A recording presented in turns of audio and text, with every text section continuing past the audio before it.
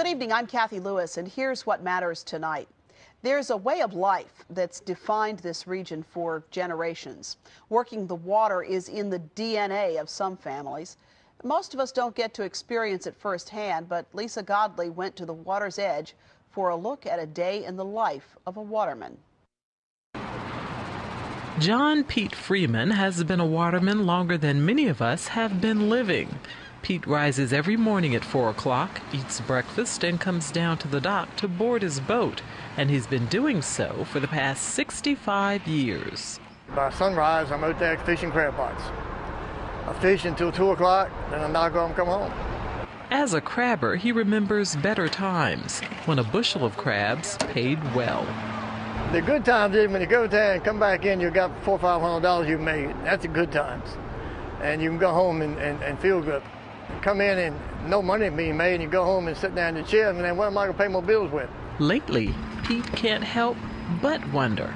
Crabs, when we started, was $60, $70 a bushel. Now they're $10 a bushel. So, you know, it's a big difference. When you catch a lot of crabs, you get nothing for them. Because the time I leave the dock and come back, I done spent $250 in expenses. So I got to catch a lot of crabs. At least 25, 30 bushels to even make the expenses. Can't do that all the time.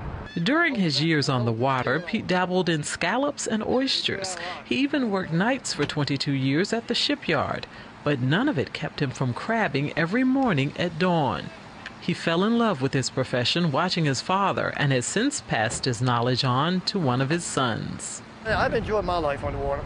One thing I've loved about the water is getting out there and cutting that motor off and eating my lunch. I mean, all I do is hear seagulls. I don't hear no sirens, no cars, no trains, no nothing. And that's enjoyable life. Tommy Leggett is another kind of waterman. By day, he works alongside Jackie Hartman at the Chesapeake Bay Foundation. They grow oysters in hopes of restoring the habitats that were lost to overharvesting. They describe oysters as one of the bay's most important natural filters. They eat the algae, and they take the sediment and ball it up and spit that back out. So at one time, there were enough oysters in the bay to process all the water in the bay, trillions of gallons, in a matter of days. And now it takes a year or more to filter that same quantity of water. Tommy and Jackie believe in what they do, and they apply their knowledge to their part-time jobs as oyster farmers. I have always loved to eat oysters. I think they're very important, not only ecologically, but as a second function to Virginia's economy and to the seafood industry. So we always want to have oysters around in the oyster industry. You really have to be passionate about what you do to be able to handle doing this every single season. They start growing the oysters when they're a little bit smaller than the fingernail on your pinky and spend from 5 to 15 extra hours a week making sure the oysters have everything they need to grow. Tommy and Jackie will keep the oysters here until they're about 1.5 inches long, a little bigger than this. Then they'll be moved to the river. They'll stay in the river until they're the size local restaurants are looking for. I asked Tommy if growing oysters pays well. I get between 35 and 40 cents per oyster. So if I sell 100,000 oysters, that's $35,000 to $40,000. This is what I'm growing now. This is part-time. I guess that would be a yes. For What Matters, I'm Lisa Godley. And joining us tonight on the broadcast, Christy Everett, who is the Virginia Assistant Director for the Hampton Roads area at the Chesapeake Bay Foundation. Dr. Brian Payne is an assistant professor of history from Old Dominion University, and Dr. Carl Hershner is the director of the Center for Coastal Resources Management at the Virginia Institute for Marine Sciences. Welcome to all of you, and thank you for being with us tonight. Boy, you know, this is a complex issue, and we know that we've long been concerned about the state of the bay. And Christy, the news, at least in terms of the health of the bay, really isn't very good. So it is a moment where we need to probably look at some bold action, I guess. I think so. And the bay is at critical condition. It's about 30% of its productivity. And there's a lot of signs of a troubled bay, but I think it's a great opportunity to invest, especially federal resources, to help the bay. And so the stars are aligned in a way to really take advantage of opportunity to protect, improve the bay, and really ramp up our efforts and take some bold action. So what are the proven strategies that we know would help? What would, if you had the magic checkbook, what would help? Yeah, and it really is, it's not a problem in need of solution, it's a solution in need of funding right now, because the Bay's problem is it has too much nutrient pollution, too much nitrogen and phosphorus. About a third comes from agriculture, about a third comes from sewage treatment plants. If we can reduce nutrients from those two sources, basically upgrading our sewage treatment plants, reducing the pollution coming off agriculture, using conservation practices, we can get a far way there. We can really improve it. When you talk about agriculture, are you talking about farmland where crops are grown, or are you talking about lawns and gardens, that sort of thing? Lawns and gardens are a small part of the problem, and that, of course, is created through a situation where stormwater runoff takes excess fertilizer off to our curb and gutters, right into our waterways unfiltered. But really kind of one of the low-hanging fruit solutions is to get farmers to put best management practices on their farms, reduce that excess fertilizer, excess waste, animal waste, before it ends up in their creeks and streams and then runs downriver into Hampton Roads waterways, really. Do you have the sense, because I know one of the big concerns, I know that your organization has filed suit against the EPA to try to get them to crack down on the laws we already have on the books and start enforcing them. Do you have the sense that that will be successful? I think now's going to be the telltale time. Now is the time where our partners and the CBF are saying, EPA, you know, there's a lot of great rules in the book. Before even thinking about creating more rules, let's enforce what we have. Let's enforce the Clean Water Act. And so hopefully we'll see some movement. We've already seen the new EPA administrator, Lisa Jackson, say she'll follow the rule of law. So I think we need to kind of stay tuned, keep the pressure on, and make sure that we send a message to Congress, the President, his administration, that we really want to see them make the Chesapeake Bay a national priority. It is a national treasure. Carl Hershner with us from VIMS tonight. Boy, you've been there a long time now, Carl. I wonder over time, as you look at what's been happening with the Bay, and you're the one who's really sounded the alarm along with others on this issue of sea level rise, where are those connections, or are there any there?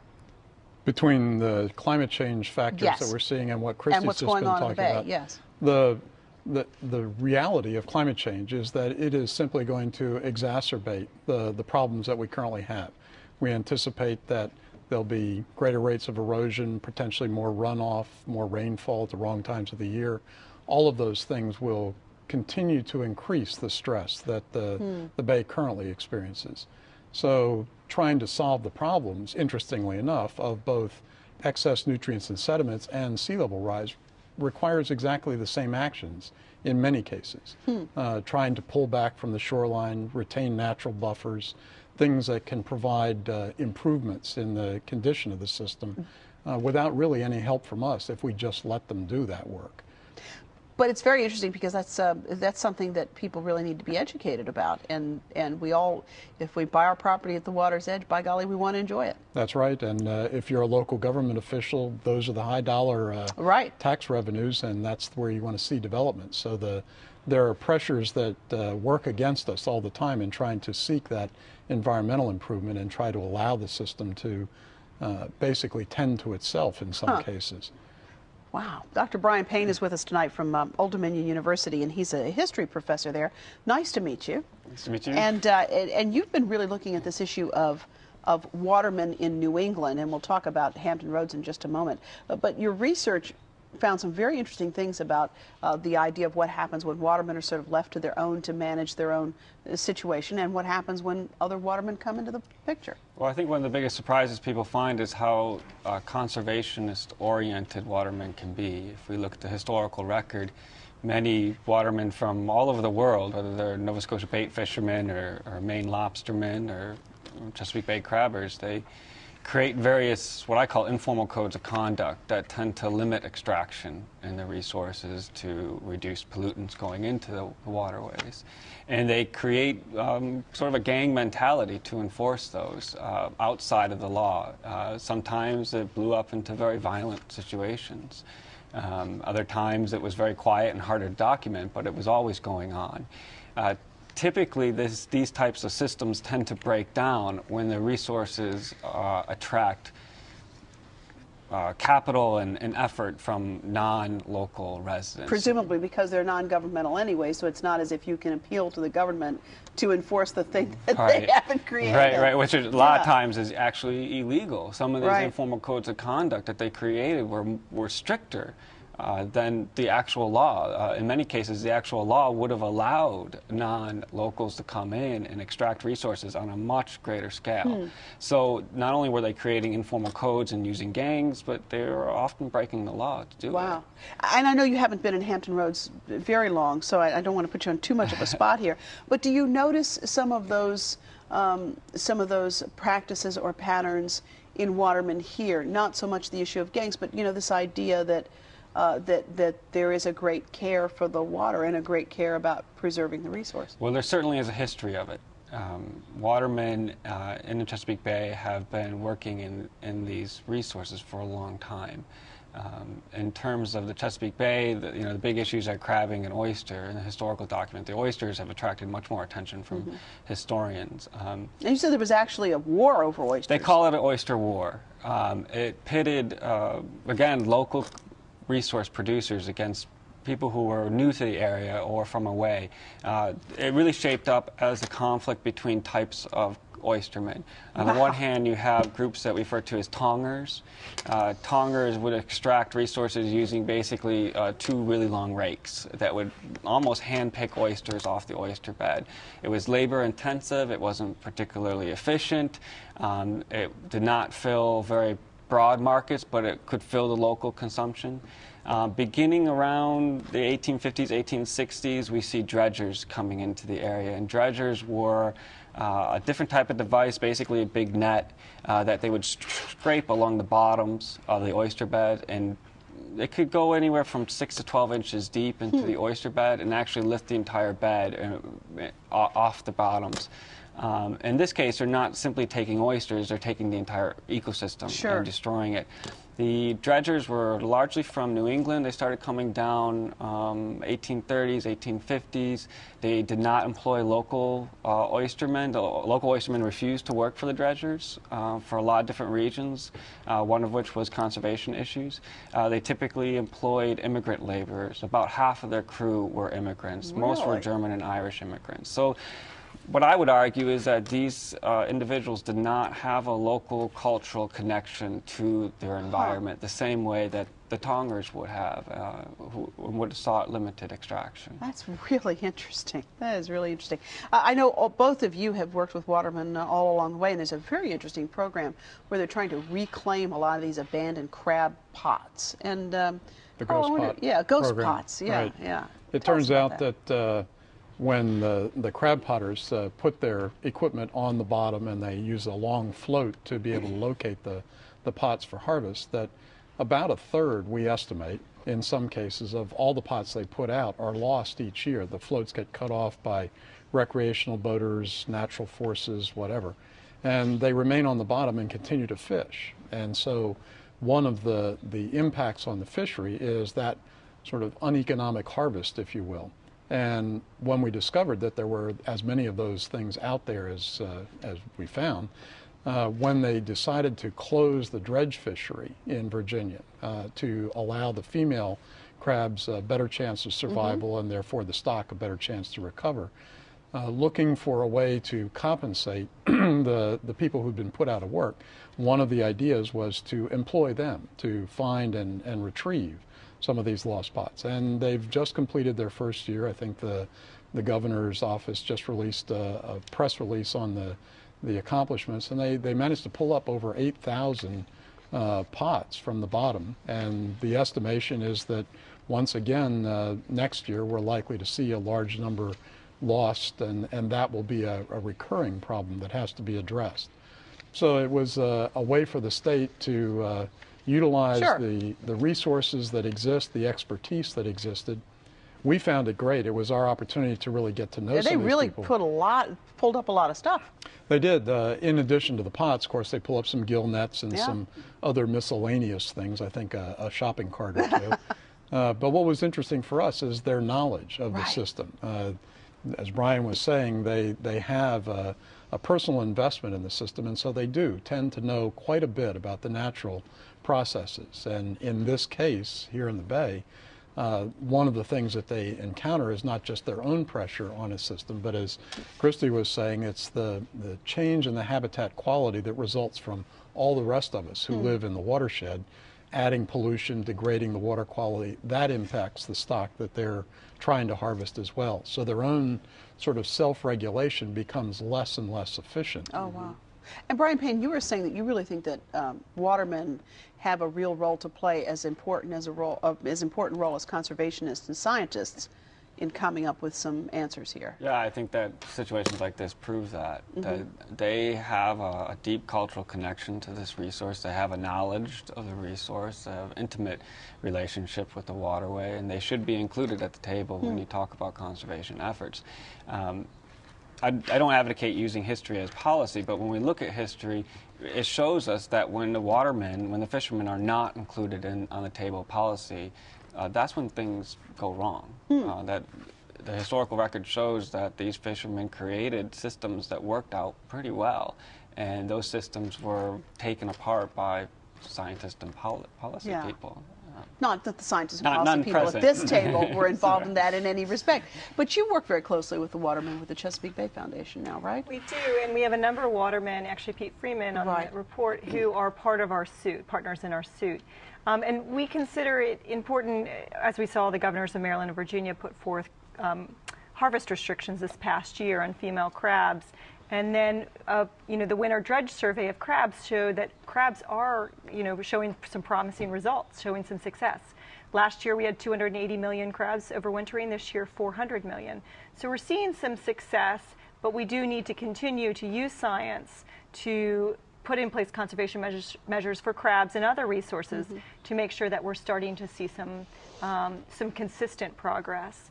But I do think that Chesapeake Bay Foundation put out a report this past winter using a lot of scientists from academic institutions, government, that showed there's a strong link between our living resources such as crabs and water quality. So they're really partially paying the price for having such pressure on our system, for having 17 million people in the watershed, too many nutrients in the watershed.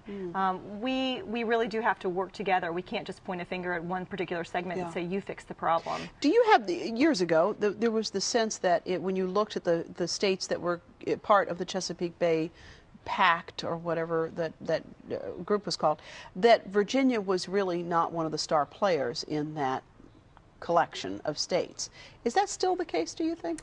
I think we're seeing some great leadership by Virginia. We've put $1 billion almost in cleaning up the Chesapeake Bay, a lot for point sources and non-point sources as well. So we've seen our General Assembly and our governor, our governor this year is the chair of the Executive Council of the Chesapeake Bay program. We are seeing, really some leadership, I think, on the state level, and it's a great opportunity also to send the message on the federal level that Governor Kane's been helping do, that this should be a national priority, and that if the nation can't clean up one of its most treasured waterways that's a national treasure, what can our nation clean up? Right. And it's interesting because Governor Kane was down in Hampton Roads in the spring talking to the Blue Planet Forum about some of these issues, and you said that he thought he was going to talk for about 20 minutes, take some questions, but he wound up talking a lot longer.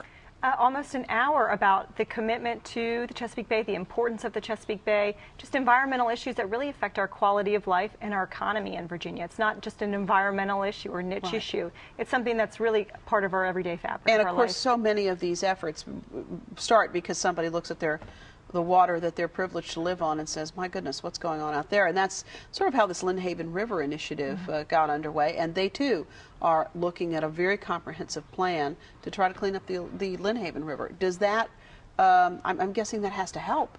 Of course, and those kind of partnerships, no matter which locality they're in, if they partner with their cities, if they bring citizens in the fold, if they bring businesses, those partnerships are going to be what cleans up the Chesapeake Bay. And so, we commend those groups, and we're strong partners with those groups and want to see more of it. Really. So in terms of things that individuals can do, what steps individuals can take, give me 3 or 4 right off the bat that most people could do. Well, I would say contact your elected official, either your local elected official, your state representative, the governor or the president, and let them know that you care about water quality and that it's an important issue. Use less fertilizer, if any. Don't use it before it rains. Use it in the fall and not the summer. Drive less, because nitrogen's coming from air. It washes down as part of fossil fuel consumption. Pick up after your pet. Yeah, there's a lot of things people can do. Boy, there's a lot with the pet business. I'm not gonna lie to you. And I'm wondering, Carl Hershner, you've been doing so much talking, and you were the one that certainly got our attention on this issue of sea level rise. Do you have the sense that that message is getting through to people? No.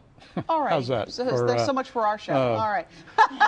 Unfortunately, everybody is now talking about climate change, and I think in general they understand what is coming with it. The concept of sea level rise registers with people who live in this area, but the sense of urgency has not been reflected, certainly in our legislature and our government yet. How do you see that? When you say the sense of urgency has not been reflected, what are the actions or inactions of late that would suggest that to you? Well, I'll give you two examples.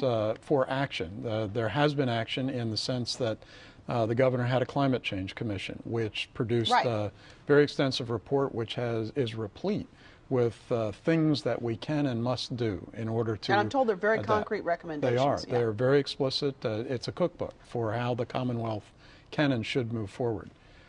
The inaction is more in the fact that there isn't a whole lot of that we're doing at this point. And I think the General Assembly didn't adopt a whole lot of what came out of that. That's right. Yet. They haven't figured out what they want to grab and run with, I guess, is one way to put it. So we need to find some champions here in Virginia to take those things and move forward. A simple one that is very important in this area is acquiring better topography, so we know exactly how high the land is, so we know what's going to go underwater and where the risks are from storm events. It's not a cheap undertaking, but it's not hugely expensive either. It's a couple $1 million to get what's known as LIDAR.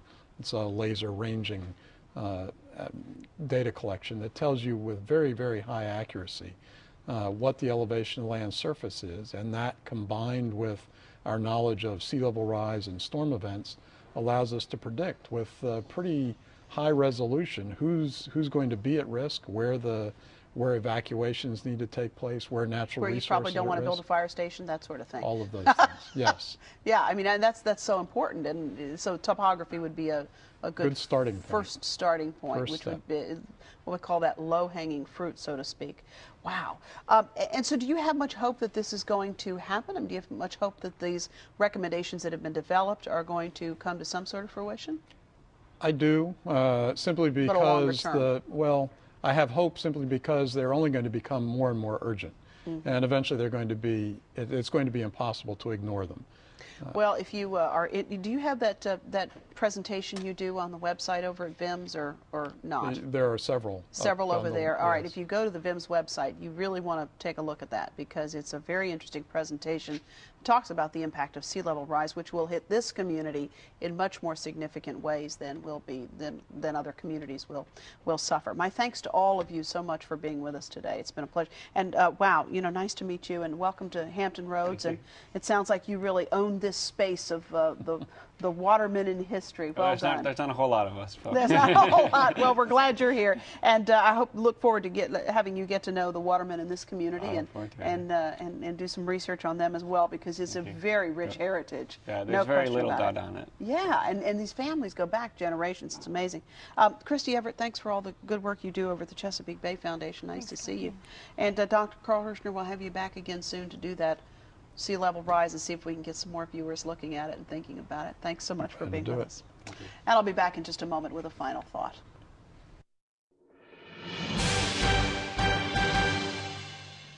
Head up to Gloucester Point near the mouth of the York River and you'll find the Virginia Institute of Marine Sciences. One of the largest marine research and education centers in the country, VIMS serves not only Virginia and not only the country, but the world. It does three things very well: research, education, and something about which most people are unaware. It gives objective, unbiased, scientific advice to help governments make decisions, and it provides these services all over the globe. VIMS is also home to the Graduate School in Marine Science for the College of William and Mary. Over the years, that combination of exceptional scholarship and the opportunity to provide unbiased advice has made VIMS a popular choice for those who want to study the oceans. And that's fortunate, because we need objective advice, public will, and sound solutions now more than ever. That's all for this edition of What Matters, but we want to share with you what we're working on in the coming weeks. We'll be happy to send you a weekly e-bit in your email box. It's easy. Just sign up at our website, whatmatters.tv. While you're there, you can send us an email. Let us know what matters to you, or you can become a fan on our Facebook page. By way of post, well, that works too. You can send your letters to 5200 Hampton Boulevard, Norfolk, Virginia, 23508, or call us at 889-9425. And we always look forward to hearing from you and learning what it is that matters to you. Thanks so much for watching. I'm Cathy Lewis. We'll see you next time for another look at What Matters.